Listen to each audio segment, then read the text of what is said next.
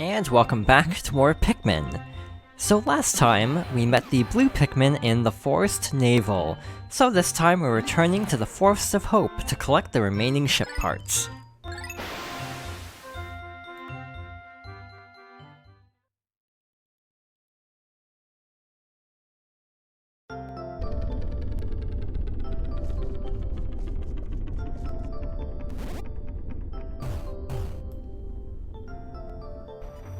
Today is going to be interesting, because I'm going to try something I normally don't do in playthroughs. I am going to try to get all 3 ship parts in one day.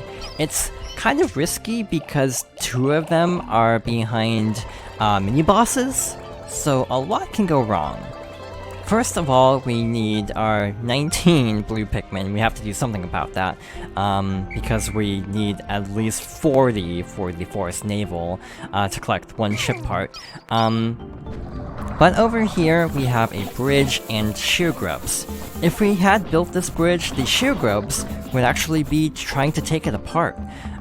They can chew apart bridges, so even if we had built this, it wouldn't have necessarily saved too much time, depending on how torn apart it would be. Besides, we have 81 red Pikmin, this should go really quickly. And also we have a wall to destroy with the blue Pikmin, so we definitely don't need to rush with this bridge. So swarm them all onto the bridge, and with the blue Pikmin, we are going to head to that wall we partially bombed a couple days ago. So it should be in its 3rd state, and really weak at that. Typically the darker colored walls have more health, and the lighter colored walls are weaker, so this should go down almost instantly. And as a result, we're gonna make our way back to the red Pikmin here. I heard the chime for the bridge being finished. Again, this is one of the really nice things about the Wii version. We barely have to walk past this gate, and we can start calling them, like so, and hope none of them trip into the water. I do miss the better AI in the sequels. You kind of miss it after a while because of just how odd the Pikmin behave at times, like taking really wide turns to the point of running into obstacles or getting stuck behind walls, or tripping constantly, because tripping was reduced in the sequels. I think it still happens in Pikmin 2, but a lot less, and I can't remember if Pikmin can trip in Pikmin 3. So we can see the enemy near the top of the screen. By the way, we don't have to fight him. We could technically go around and carry the part if we try to distract the enemy with Olimar. But for the sake of raising more Pikmin, because this enemy drops a lot of Pikmin, it's worth fighting. This is the armored cannon beetle, so it'll start inhaling like so. We want to start throwing Pikmin at it, so a Pikmin basically blocks it up, and then it opens up its like back armor, and now we can just throw Pikmin and try to one-cycle it. It's not too difficult to one-cycle, like so, but this will give you roughly 50 Pikmin, so we definitely want to do this, since we only have 19 blues. Like I mentioned before, a change for this version is that the color of the number will change to indicate which onion it's going to, which is really nice. So we can easily see it's going to the blue onion. At last, my radiation can't be. This turns to harsh radiation of deep space into soft, infrared rays that are easy on the body. I'll sleep like a baby once I get this back to the ship. Oh wait, we actually want to use the leaf Pikmin, so you can swap by pressing down on the D-pad while holding a Pikmin, similar to pressing B to swap Pikmin colors. So we want 20 reds, and preferably flower Pikmin, because we have to fight something else. And red Pikmin are generally the best at combat, and flowers are generally better, so for the sake of making this a little bit safer, we're going to go in with 20 flower red Pikmin. 1 trip, so I'm just kind of waiting for it. We need all the help we can get here. Over here we have a ton of bulb orbs. By the way, there are 2 here now, so let's not go that way when we're carrying back the part. And there's a ton of enemies here. But there's this cardboard box that we can actually move.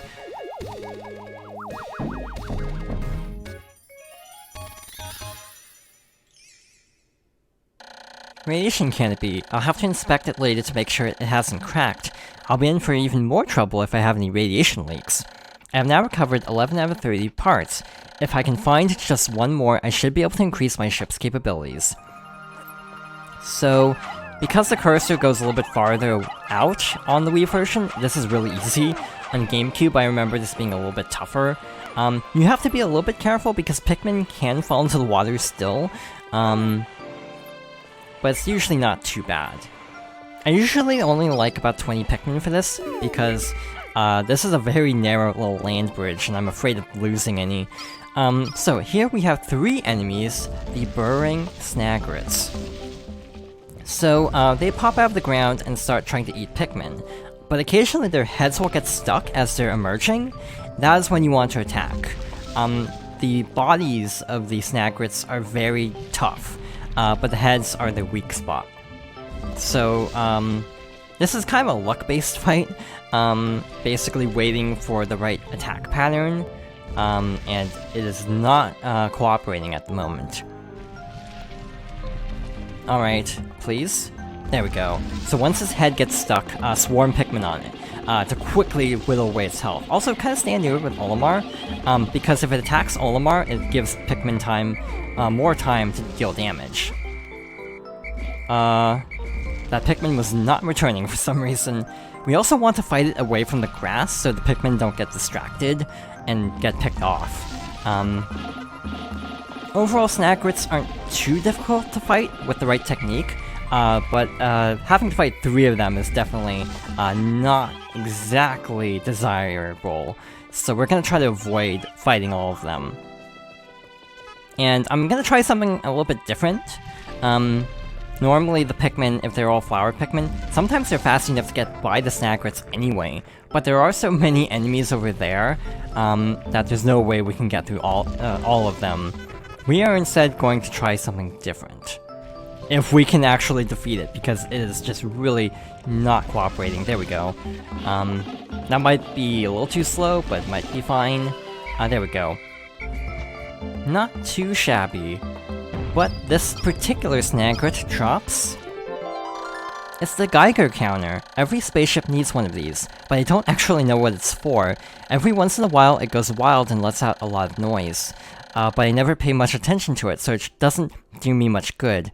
I really should read that manual one of these days. Despite Olimar not knowing what it does, this does count as a required part. It is important, even if Olimar has no idea why it's important. So this should work. There is water nearby. For some reason, the Pikmin won't carry the Geiger counter straight down this pathway, which is really weird. I don't know why they can't just drop down here, but they should be able to carry it through the water. I hope they latch onto the right thing. They are not. They really like that nectar at the moment. And this is why I recommended fighting it away from the nectar. So I hope this works and doesn't horribly backfire. They kind of sweep outwards, like they don't go straight for the water, which is really scary because there are still enemies over there. So I'm keeping an eye on it just in case. That should be fine, I hope.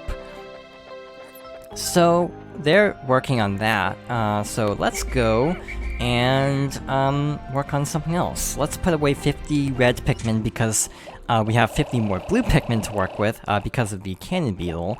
I can't do math. It shows the number I'm putting away, and yet I, for some reason, tried to count it out manually. So yeah, they're over there, they're fine. But in the meantime, I'm also going to be working on this grass here while calling up the 50 Pikmin from the cannon beetle. We should raise a lot more than 50 blue Pikmin, but we'll be doing that a little bit later. There is a really good spot for raising Pikmin that we'll definitely be taking advantage of in a bit. So kind of clumping them together like this, and then swarm in, and most of them should be flower Pikmin now. Alright, so with the 50 blue Pikmin, 54 actually, let's go build another bridge. There is a second bridge, slightly longer actually, that is only accessible with blue Pikmin. It is possible with other types of Pikmin, just not advisable. Again, swarming. I often forget to do this, specifically on the Wii version, because it's so much less intuitive. Geiger counter. This noisy gauge is always letting off spontaneous clicks and buzzes. It can kind of be annoying. I have recovered 12 out of 30 parts, increasing the dolphin's capabilities. My search can now cover a wider area.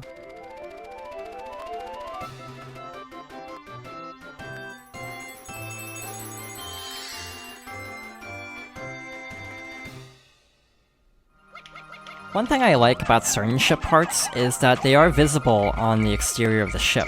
Some are internal, obviously, so they're not visible when you return them to the ship, but things like the canopy and the Geiger counter are visible, which is really cool. This part also is visible, so kind of a neat coincidence. In the meantime, we should raise more blue Pikmin. It's not imperative, but it will help us a little bit later on. You know, the more Pikmin you have, the more things you can carry back. So having more blue Pikmin makes it easier to raise more blue Pikmin. Also, the big 20 pellet, by the way, does not respawn, which isn't too big of a deal. Again, we don't really need that many blue Pikmin in most circumstances, so it's not the end of the world. Let's get this red pellet. It won't be as good because it's a red pellet for blue Pikmin, but it's still a decent number. See, like this they can take straight down. I don't know why they can't do that for the Geiger counter. Some of the pathing in this game is just really bizarre. I don't understand it. And that is probably one of my bigger complaints about this game, is just, yeah, the AI pathing is occasionally really nonsensical. Like, I'm not sure why they sometimes seem to pick the longest possible route to get a treasure back or a ship part back. Yeah, in terms of the other types of Pikmin, we have pretty solid numbers for each group. Yeah, we have about the number of red Pikmin we need for the Forest Navel. We really don't need them for much else, actually, beyond the Forest Navel, because of how much fire there is. But beyond that, we mostly need blue Pikmin, actually. And yeah, 50 won't really be sufficient, so we should try to raise some more. I found my Sagittarius. My son gave this to me as a present. It brings to mind visions of my son back home on planet Hokotate. Oh, to be back there right now. This takes 20, so a total of 30. Sometimes it's double the number, sometimes it's only 10 more. I think later games make it a little bit more consistent, from what I recall. But in this game, it's kind of up in the air of what number it is. I am going to collect a few more pellets. It's not really needed because we will be getting a ton more Pikmin tomorrow. But yeah, that was a new strategy, and it worked really well. Honestly, it's kind of dependent on the Cannon Beetle fight going well and then the Snagrid fight going well. So it did take a few more resets than normal, but yeah, overall not bad.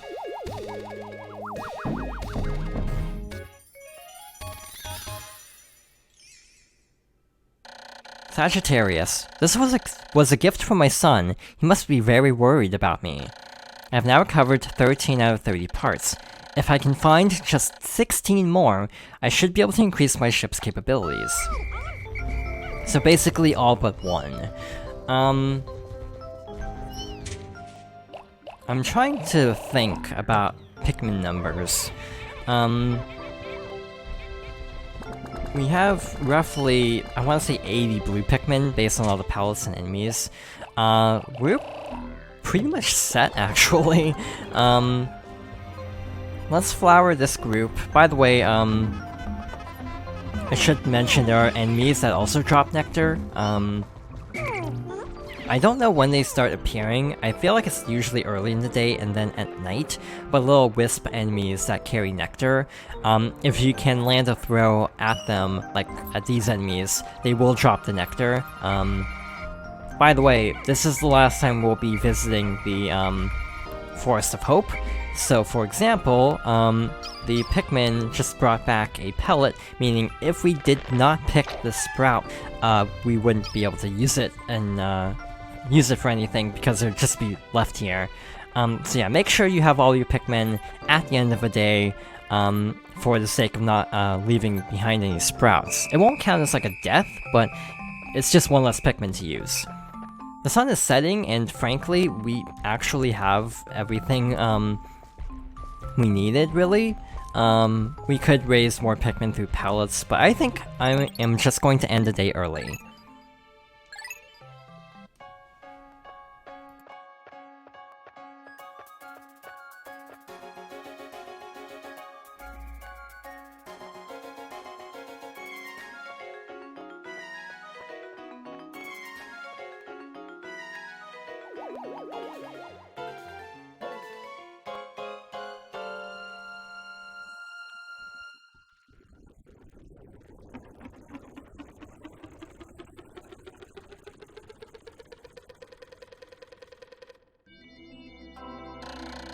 "5 days since impact. I have managed to increase the range of the dolphin. Looking from the dolphin's portal as it launches ever higher into the sky, I see a vast wetland in the deepest parts of the forest. I shall call it the Distant Spring. I can begin my exploration of it tomorrow. For now, I must sleep." Nice. Plenty of blue Pikmin to eventually tackle the Distant Spring, but I don't think we're going there right away.